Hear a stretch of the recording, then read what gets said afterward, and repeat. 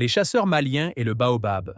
Au Mali, les chasseurs, connus sous le nom de Donso dans les sociétés mandingues, entretiennent une relation profonde, spirituelle et utilitaire avec l'arbre de baobab, Adansonia digitata. Cet arbre, emblématique des paysages sahéliens, occupe une place centrale dans leurs pratiques et croyances. Voici une description complète des relations entre les chasseurs maliens et le baobab. Avant de continuer, prenez une minute et souscrivez-vous sur notre chaîne YouTube pour ne rien manquer. Continuons. Le baobab, un symbole spirituel pour les chasseurs 1. Un arbre sacré et protecteur. Les chasseurs maliens considèrent le baobab comme un arbre sacré, un lieu de connexion entre le monde des vivants et celui des esprits. Il est souvent perçu comme l'habitat des ancêtres et des forces invisibles qui guident les chasseurs dans leurs expéditions. Avant de partir à la chasse, il est courant pour les donceaux de se rassembler sous un baobab pour prier et demander la bénédiction des esprits de la forêt. Le baobab devient alors un sanctuaire naturel où les rituels et les offrandes sont effectués. 2. Le rôle des maîtres chasseurs et des amulettes. Sous le baobab, les chasseurs consultent souvent leur maître pour se faire confectionner des gris-gris, amulettes protectrices. L'écorce ou les racines du baobab peuvent être intégrées dans ces talismans en raison de leurs propriétés spirituelles et médicinales.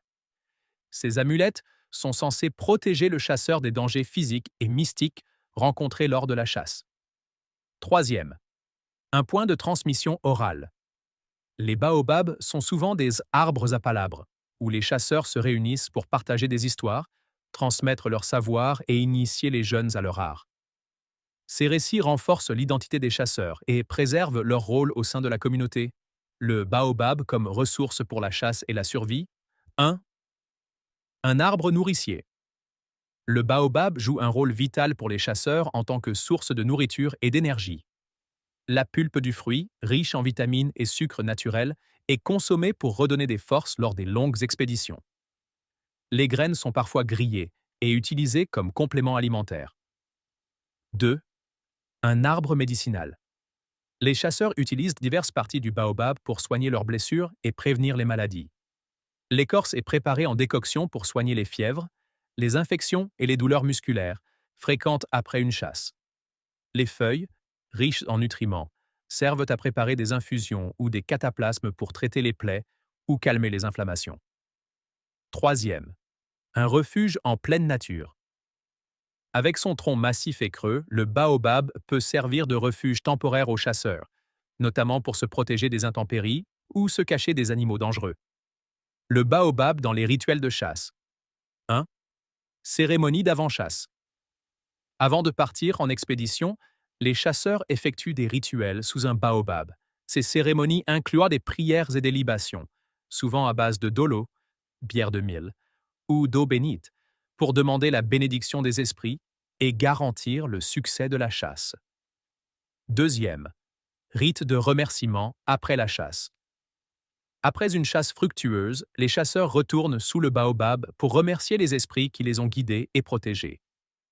Le gibier capturé peut être symboliquement présenté à l'arbre avant d'être partagé avec la communauté. 3. Initiations et enseignements. Les cérémonies d'initiation des jeunes chasseurs se déroulent souvent près des baobabs. Ces rites de passage comprennent des enseignements sur l'usage des plantes, les secrets de la chasse et les responsabilités envers la nature. Le baobab et les valeurs des chasseurs. 1. Respect de la nature. Les chasseurs maliens voient dans le baobab un symbole de la générosité de la nature. Ils apprennent à ne prélever que ce dont ils ont besoin pour préserver l'équilibre de l'environnement. 2. Transmission des traditions. Le baobab est au cœur des récits et des enseignements des chasseurs, incarnant la sagesse et la continuité des générations. Sous ses branches, les anciens transmettent non seulement les techniques de chasse, mais aussi des valeurs telles que le courage, l'humilité et la solidarité. 3. Lien avec les ancêtres. Certains baobabs sont perçus comme des gardiens des âmes des chasseurs disparus.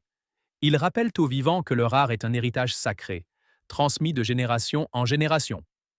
Conclusion: la relation entre les chasseurs maliens et l'arbre de baobab est à la fois pratique, spirituelle et culturelle. Pour les donceaux, le baobab n'est pas qu'un simple arbre. Il est un compagnon dans la survie, un protecteur dans les dangers de la chasse et un symbole de sagesse et de connexion avec les ancêtres. Cette relation reflète l'harmonie entre les humains et leur environnement, une philosophie profondément ancrée dans les traditions maliennes.